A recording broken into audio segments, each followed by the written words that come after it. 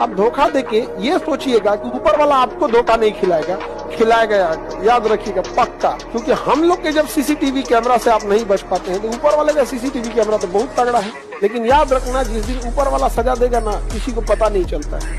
अचानक देखते होंगे ना, कभी कभी कोई इंसान जो होता ना, बड़ी ऊंचाई पे गया था, बर्बाद हो गया, कुछ ना कुछ उसने तांडव किया था। तुम जीरो पे बैठे हो अभी, तुम्हारा दिमाग को तुम्हें बस सक्सेस चखानी है। फॉर्मूला क्या था? Success begets success. तुमने उसको जहां चखाया, तुम्हें जो फीलिंग चाहिए सक्सेस वाली, जिसे हम कह रहे हैं एविडेंस दैट प्रूव्स जो भी तुम्हारा दिमाग कह रहा है इज रॉन्ग, तुम्हें वो मिल जाता है। सो तुम्हें शुरू होना है फर्स्ट स्टेप से। सक्सेस 1% भी मोटिवेट करती है टुवर्ड 10%। सो जितने लोग 10, 20, 30% एक्वायर करना चाहते हैं, आप सिर्फ 1% से शुरू करो। विश्व में जितने लोग आपको मिले ना, उनका उपयोग गालियां देने के लिए नहीं, ईर्ष्या करने के लिए नहीं, उनसे कुछ छीनने के लिए नहीं, दर्पण की तरह उपयोग करो। दर्पण की तरफ देखो, दर्पण की तरह उनमें से अपने को झांको, उनमें अपने आप को देखो, उनसे अपने जीवन में क्या लेसन मिल सकता है वो सीखते चलो। लड़का हो, याद रखो, कोई तुम्हारी पर्सनालिटी नहीं देखेगा, कोई तुम्हारी इमोशन नहीं देखेगा, कोई तुम्हारा दुख दर्द नहीं समझेगा।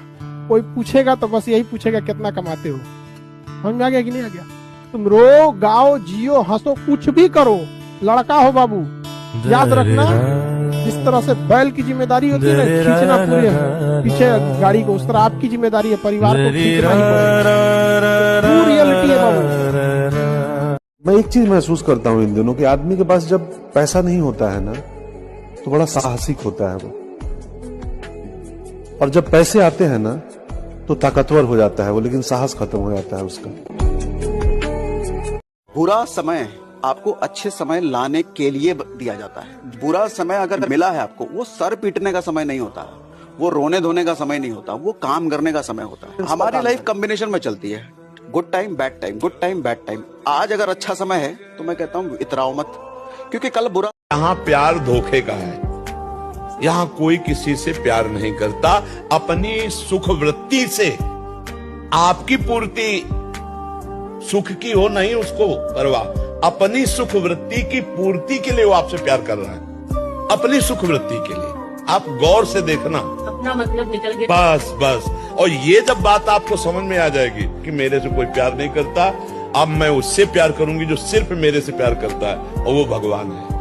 बट अगर आपको अपने आप को मोटिवेटेड रखना है ना, आप ये समझ लो कि आप बेस्ट हो। आपको जो आता है, जितना भी आता है वो सही आता है, और उस सही चीज को और पॉलिश करते रहो, अपने आप मामला सेट हो।